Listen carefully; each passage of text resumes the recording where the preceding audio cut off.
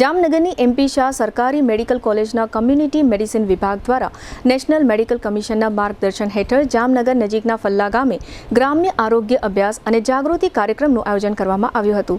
Family adoption programme અંતર્ગત પ્રથમ વર્ષના MBBSના વિદ્યાર્થીઓએ ફલ્લા ગામના દત્તક લીધેલા પરિવારોની રૂબરૂ મુલાકાત લીધી હતી.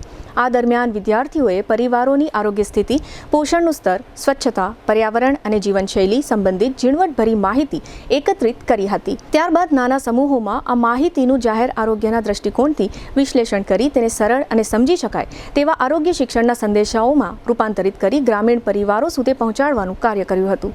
સંસ્થાના કોમ્યુનિટી મેડિસિન વિભાગે આ સમગ્ર શૈક્ષણિક તાલીમ અને આયોજન માટે જહેમત ઉઠાવી હતી.